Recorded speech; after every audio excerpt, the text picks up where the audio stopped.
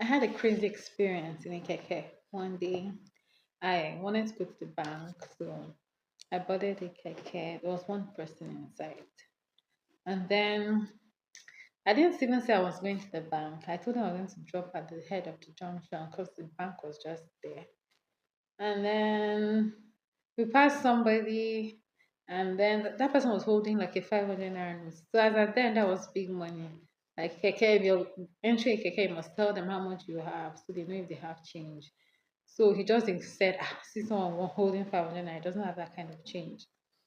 Then before I knew it, the guy inside the keke is like, driver, I want to stop. I want to go to AKTC. It was not like this is not the route to AKTC. It was not like the guy now said that the bus that carried him dropped him here and said he would find. Okay, so he said the bus that dropped him there said he would find a keke going to the park from there. And the bus had already charged him 700 naira. That was big money then for that distance. And and the guy didn't drop him there. So the guy told him, the driver is like, no, this is not the route. Can come down here and take another, maybe take a drop or something. When the guy now came down, he was now the driver is now like, sister, some people, some drivers are wicked. How do you carry a man, someone that is a foreigner, doesn't know his way? Because he said he's from Cameroon, he came to do a trade fair, and the trade fair was not holding again, and he wanted to go back. The bus dropped him there. He didn't know his way from there. So the keke guy is like, "That's not. I'm not going that way." And then he dropped. When he dropped, the keke man now turns to me and is like, sister, imagine some bus drivers can be wicked. How do you carry a foreigner and drop as in where he doesn't know, blah blah blah. Maybe I should drop you off, like take it where you're going, then take him a drop to the park." I'm like, oh no, Allah. He now stopped and now asked me to please call the guy. I should look out and check if he's still there and call him. And I looked out, the guy was there. I signaled to him and called him. And he came back. And the driver is like, okay, I'll drop this sister off and then take you to the park. It's total amount of money. He's like, no, wala, as far as you can take me where I'm going. So now the keke driver turns to me and starts speaking in our dialect. And he's like, sister, do you know that this trade fair, they sell things like ridiculously cheap? I should help him. I should ask this guy what he came to sell. Me, I started to ask stupidly. I started asking the guy, what did you come to sell? The guy is like, oh, we sell all manner of things, this, that. The driver now, he's now speaking to me in Ibibio to ask the guy. And I'm like, okay, I'm like, he's not like, help me ask him how much is a bag of rice. My auntie sells in Blackman and them. That's the market. If she can get this rice at a very cheap price, she'll make a lot of profits. And I asked the guy mentioned one cheap price like that. I'm like, okay, so that was like he mentioned like a really cheap price for the rice, and he was like, oh my god, this but make it seem like we don't hit jackpots. So me, since I sell glasses, I'm like, okay. I asked him how much do you guys sell sunglasses, how much is it? The guy is like, a box of the sunglasses 20 inside the pack is like 12.5. Sunglasses that one goes for like 3.5 wholesale. He's telling me a pack of 20 is 12.5. I was like, wow. Then I'm not even paying attention to where I'm going anymore. But I just thank God we're still on that same road because it was a really short distance. And then I'm like happy. I'm like, okay.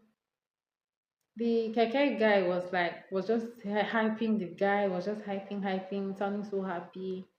Then this this trade fair guy is now like, because people are nice to me, driver, what size of shoe do you wear? Driver said size, whatever, 42. He's like, okay, I'm going to give to you a pair of shoes, a jean trouser, and just mention things. And now ask me, says, what's your jean size? I said, what size was it that time? 38. I said, how many? He said, I'll give you a pair of jeans, I'll give you shoes, I'll give you I'll give you Brazilian hair. And I'm like, okay. The guy, Keke guy, was just sounding so happy. He was like, sis, everything, sis. He now said, but we have to follow him. That their warehouse is at Udomana. So if the driver will drive to Udomana at this time, like now, that's one place. So he said if the driver like drives to their warehouse at Udomana, he's just going to give us these things. Like we've been so nice to him on this trip. We're the nicest people he has met here in Nigeria because he's from Cameroon. Huh. I'm like, at that time, I'm thinking, Udomana is just here. Oh, do you get? Oh, like I don't know if I was happy, but I just had like two minds. Like Udoma is just here, but how will I just follow people like that? People I don't know.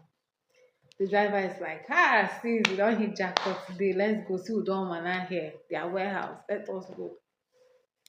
So I'm like, okay. The only thing in my head now was about that glasses. So I'm like, okay, can I have your contact? So I can call you and then we can talk properly about the glasses so I know how to get it or something. Give me your phone number. He now says, no, he doesn't give out his phone number. If I want to go and see the glasses now, I should just come. In my head, I'm like, I'm not following anybody because of Brazilian hair. Oh. That time, waiting, I won't carry Brazilian hair too now. So in my head, I'm like, oh, Thor, I'm sure not following. In my head, I just decided at that time I'm not going. And I said, okay, Keke, since you're going to that place, and give me your phone number. I'll call you and know how everything went. Because I'd rather maybe he brings the glasses to where I'm not me following. The Keke man is now like, see, Udon man, I just here now. Let us go and see with our eyes. Is it not me and you? At that time, I knew something was up. At that point, I'm like, now we're about to pass where I wanted to stop. And I'm like, I looked out, I saw the back. I'm like, stop me here. He's like, no, sis, let us go. And he's like, no, sis, let us go. Forget number something. It's not me and you. So I'm like, don't worry, I'll stop. I don't want the game. Just stop me here. The guy is still arguing the what they call it, the trade fair guy is like, if you don't come, you're going to miss out. I'm like, no wahala, just stop me. I started getting because he's not stopping. I'm like, stop me here. Um, when they now saw I started getting very frantic, they now stopped. I came out of the keke. The two of them were just they started frowning, and then I'm like, give it to your sisters. Give all that the Brazilian hair, carry and give your stash your sister. And I walked, I left. Omo, really I left that keke. Like you know how goosebumps happens to you, like all over my body. I was shaking. It was then I realized what almost happened to me. Like I almost entered this people's trap. Like I almost followed these people to where I don't know. And I don't know what would have happened to me. I don't know why I wasn't even thinking I should have maybe snapped that Keke's number or something. I was shaking like I started crying self like God, what just happened? What just happened? I was in disbelief for a long time.